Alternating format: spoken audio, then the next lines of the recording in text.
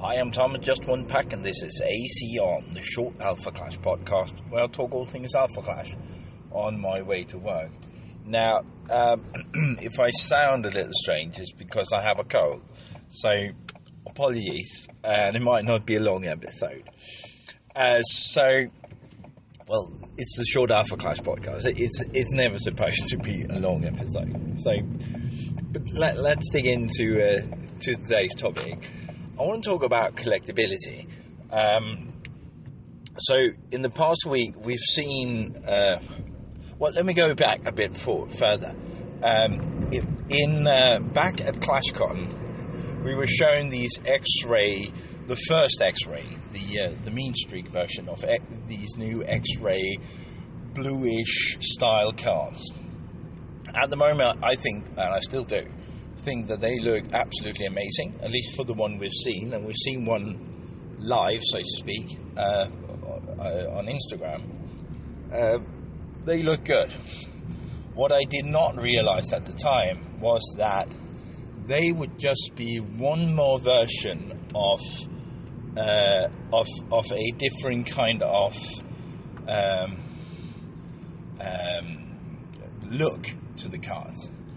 And I don't mind alternate art. I think I've spoken about that. So at the very core of Alpha Clash, if you go back and look at my collector's video, the whole idea that you can get uncommons that get sort of an alternate art being iconic rares, and you can get legendary cards in an extra special look that is this alpha rare. And that construction works perfectly for me. I have no issues with that. I think it's great to put it in the game so you always know what you're chasing. What I'm one of the things that makes alternate art cards or special rarity cards acceptable to me is twofold. I've talked about this plenty of times, I'm sure. Is the fact that they're the game piece of it, because we can't forget that it is a game that you're supposed to be playing. The game piece cannot be inaccessible, meaning you can have high rarity cards with a very high power, but they cannot be functionally defining for strategy. At least not in my mind. So something like Haven's Backpack is a good example of where this is a miss. And I believe the Kagan setup, where you need a legendary in order to even attempt the strategy, that sort of saddens me. The other part is that you need to be able to know what the collectibles are. So yes, you want to change things up. I love the idea that there's something special in every set. So you need to know, this was the special part of this set, or this special part of this set. The I Am setup in Genesis Returns, they look amazing. They don't remove access to the game pieces, but the gold version is more rare and therefore interesting. Well, what happens in Equilibrium is that now we get two special treatment kind of things. We get these X-rays, which is looking good, and it's the special treat. But you also get the from two cards. These, I'm thinking of them as Christmas gift cards, right? So the sticker you put on the packet. And now you also get them, and they are a sort of a special one, a special collectible item as well. Well, now there's nothing special. They're just like the last set, right? So the chase value, or the interest, for me at least, and I'm a casual player and a casual collector, I know, has diminished. They're not that interesting to me anymore, because they're just another set of special cards, and when there's enough of those, they're not really special, are they? So I was a bit sad to see that. That does not take away from the game. It does not take away from the world story.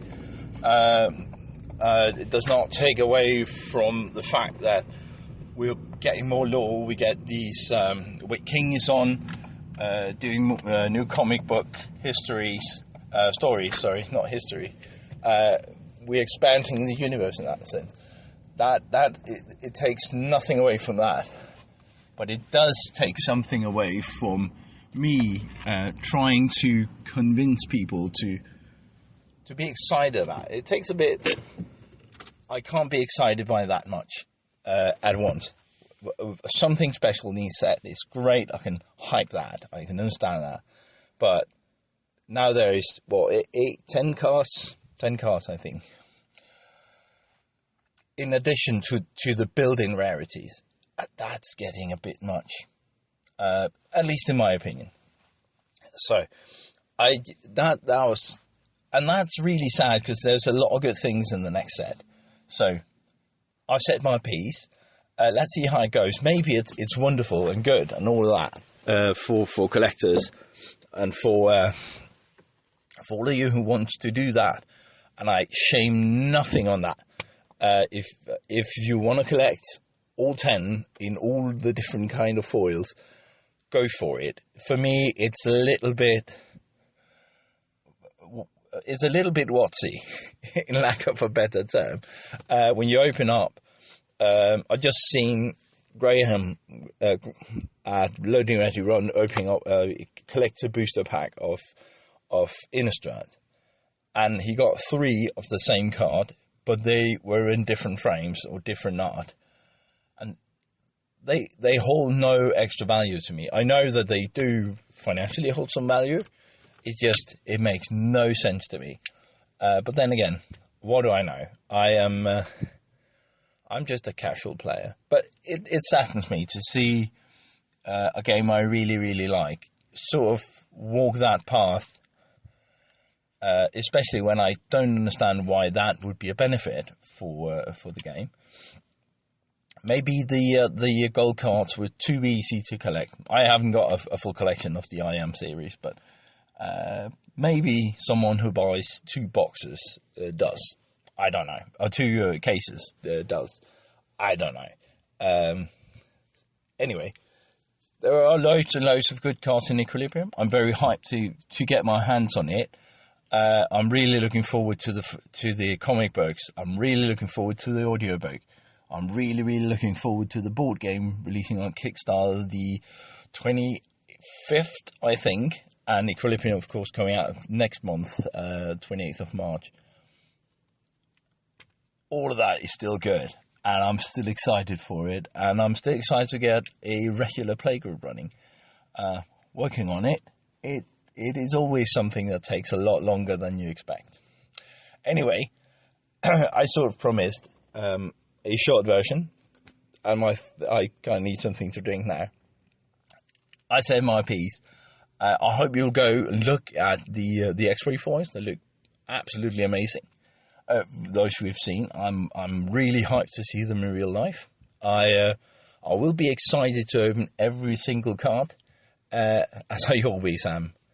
And